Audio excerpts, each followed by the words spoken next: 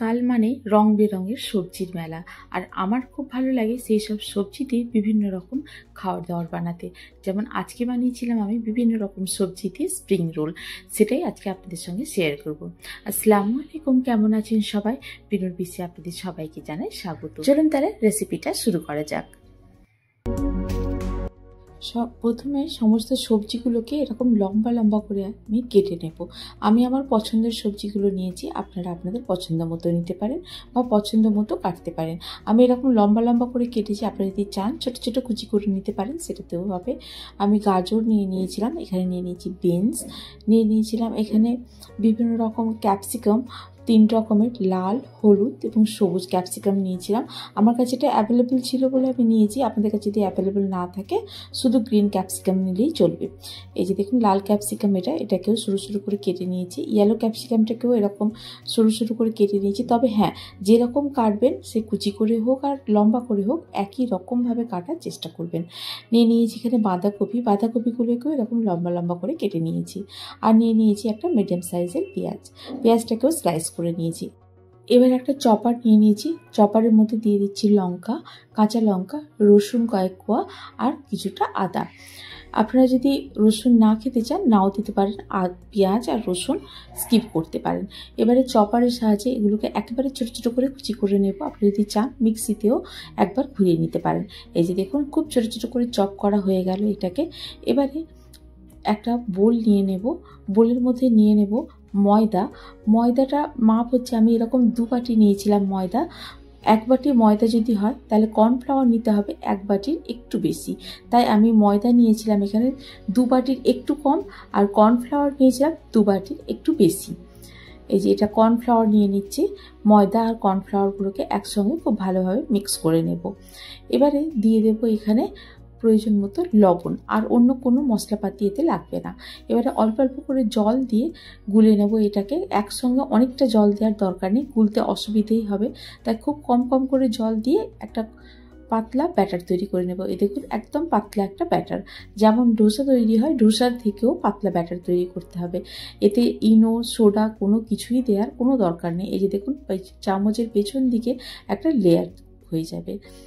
এবারে ময়দাটাকে গুলে রেখে দিয়ে ভেতরের পুরটাকে রেডি করব। নিয়ে নিয়েছি একটা কড়াইয়ের মধ্যে দিয়ে দিলাম সাদা তেলের মধ্যে দিয়ে দিলাম এটা রসুন, আদা আর লঙ্কা যেটা কুচি করে রেখেছিলাম সেটা। এটাকে একটু ভাজা ভাজা মতো করে নিয়ে দিয়ে দেবো পেঁয়াজ আর বাকি সবজিগুলো বলতে শুধু ক্যাপসিকাম 3 রকমের যেটা আছে সেটা দেবো না, বাকি যা যা সবজি আছে সবগুলোকেই দিয়ে দেবো। দিয়ে এটা কিন্তু সবসময় হাই ফ্লেমে হবে, লো ফ্লেম করা যাবে না। লো ফ্লেম করলেই জল বেরিয়ে যাবে সবজিগুলো থেকে, তাই হাই ফ্লেমে এটাকে নাড়াচাড়া করে নিতে হবে। দিয়ে দিয়েছি এখানে প্রয়োজন মতো লবণ আর প্রয়োজন মতো গোলমরিচের গুঁড়ো। আপনারা গোলমরিচের গুঁড়োটা যে যতটা ঝাল খান সে অনুযায়ী দেবেন। বেশ কিছুক্ষণ নাড়াচাড়া করে নেওয়ার পর দিয়ে দিলাম এতে 3 রকমের ক্যাপসিকামগুলোকেও নাড়াচাড়া করে নেবো একটু। তবে ক্যাপসিকাম দেওয়ার পরে খুব বেশিক্ষণ নাড়াচাড়া করার দরকার নেই, ক্যাপসিকামের কাঁচা গন্ধটাই বেশি ভালো লাগে, ক্যাপসিকাম যদি রান্না হয়ে যায় একেবারে ভালো লাগবে না। এবারে দিয়ে দিলাম এখানে ম্যাগি নুডলস যেটা পাওয়া যায় সেটাই দিয়ে একটু নাড়াচাড়া করে নিয়ে দিয়ে দিলাম এখানে সয়া সস, চিলি সস এবং টমেটো সস। আপনারা যদি চান এখানে একটু ভিনিগার দিতেই পারেন, যদি না চান ভিনিগার না দিলেও চলবে।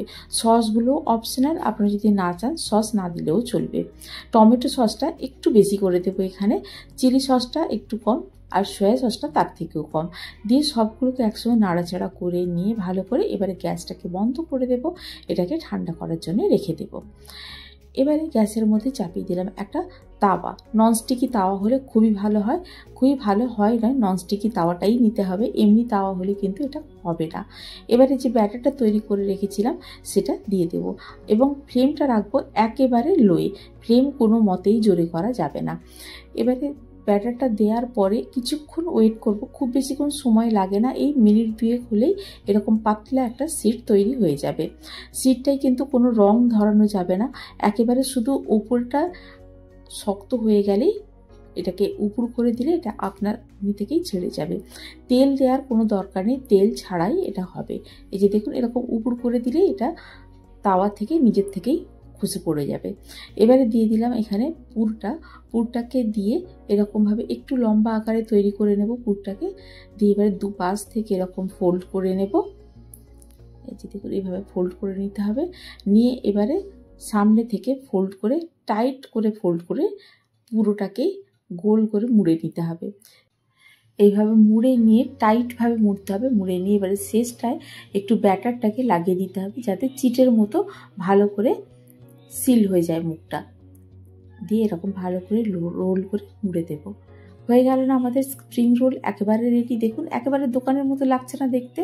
এরকমভাবেই সবগুলোকে তৈরি করে নিতে হবে। প্রথমে সিট তৈরি করে নেব, নিয়ে সিটটাকে এবারে সবজি দিয়ে রোল বানিয়ে নেব। এখানে আমি শুধু ভেজ স্প্রিং রোল বানাচ্ছি। আপনারা যদি চান চিকেন স্প্রিং রোলও বানাতে পারেন। সেক্ষেত্রে চিকেনটাকে রান্না করে নিতে হবে। সবজি দিতে পারেন, ক্যাপসিকামগুলো দিতে পারেন, বিভিন্ন রকমের ক্যাপসিকাম, তবে সেখানে নুডলসটা আপনারা স্কিপ করতে পারেন। বা ভেজ রোল যে করছি আমি, ভেজ স্প্রিং রোল যেটা বানাচ্ছি, সেটাতেও আপনারা যদি চান নুডলসটা স্কিপ করতে পারেন। তবে নুডলস দিলে আমার ভীষণ ভালো লাগে, আপনারা একবার ট্রাই করে দেখতে পারেন। নুডলস দিয়ে খুব ভালো লাগে খেতে। চলুন তাহলে সবগুলোকেই একইভাবে তৈরি করে নেওয়া যাক। আমি মোড়াটা আরও একবার দেখিয়ে দিচ্ছি যাতে কোনো কনফিউশন না থাকে।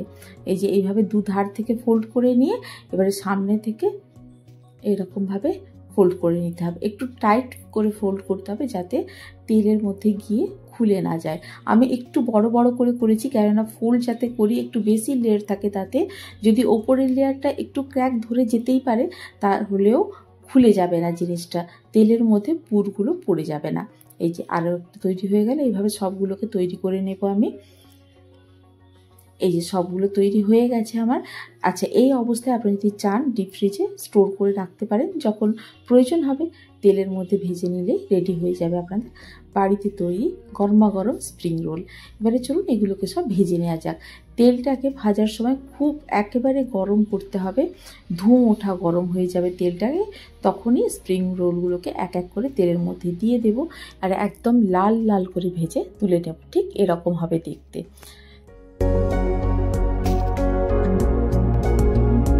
সবগুলোকে এইভাবে এক এক করে ভেজে তুলে নেব। এই যে সবগুলো ভাজা হয়ে গেছে আমাদের। এবারে চলুন একটাকে কেটে নিয়ে দেখা যাক কেমন হয়েছে ভেতরটা। এই যে দেখুন ভেতরটা সবজিগুলো একদম খুব সুন্দরভাবে বোঝা যাচ্ছে, বিভিন্ন রং বেরঙের সবজি। আপনারা তাহলে ট্রাই করুন বাড়িতে রেসিপিটি। আমার তো ভীষণ ভালো লেগেছিল খেতে। আপনারা ট্রাই করে জানান যে আপনাদের কেমন লাগলো। যদি ভালো লেগে থাকে তাহলে বন্ধুদের সঙ্গে শেয়ার করুন, আর যদি কোনো নতুন বন্ধু থেকে থাকে তাহলে আমার চ্যানেলটিকে সাবস্ক্রাইব করে পাশে থাকার অনুরোধ রইল।